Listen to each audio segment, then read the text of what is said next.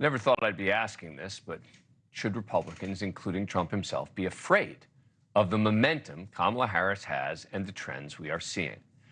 Back with me is political commentator, best-selling author, and on Substack, AnnCoulter.substack.com. Ann, good to see you. Good to be here. All right, so first big picture. Would you be concerned as an ally of Donald Trump's, if you were an ally of Donald Trump, about the recent polls and the trending of what we're seeing? No, not really. I mean, there's so much they got rid of Biden, yay, hoo, and there's just so much you go girl for Kamala. It's almost like a convention bump. There's just so much going on about her, and I think it's striking. Finally came out and endorsed her today, but Obama didn't endorse her.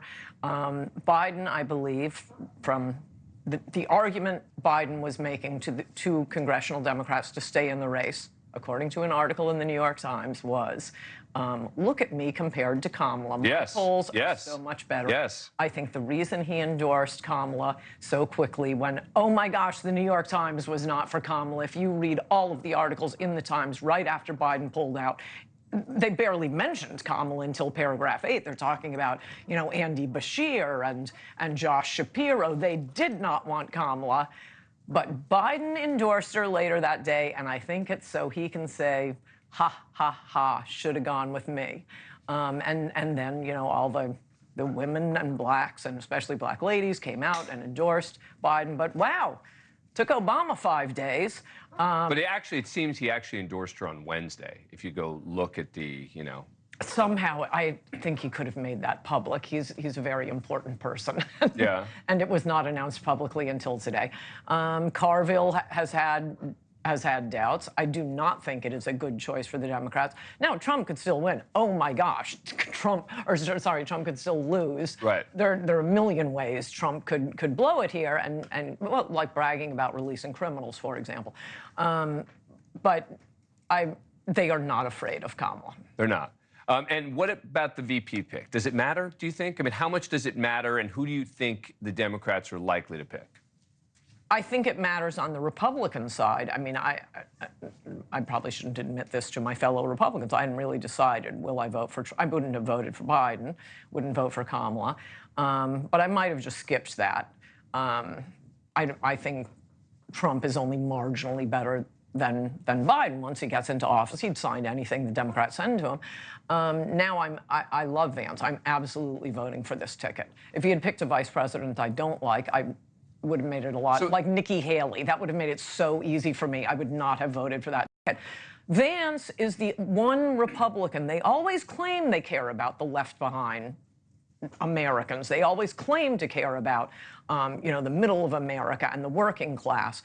And I think some of them do, but we've been betrayed so many times on that promise. The one person in Washington, or really probably America, whom I absolutely trust to care about left-behind Americans is J.D. Vance, and I think the Democrats are afraid of him. You saw, I forget what it was, it may have been the New York Times, may have been Politico. During his speech, top Democrats were emailing one another saying, oh my gosh, this is so good, we are so screwed with union members. But since then, he hasn't exactly gotten good media. That's because they're afraid of him.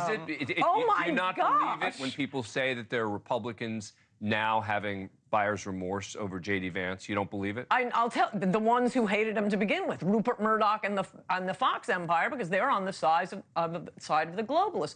They don't care about the left-behind Americans. Rupert Murdoch is open borders. He's with Wall Street. They want their taxes cut. But that's the old Republican Party.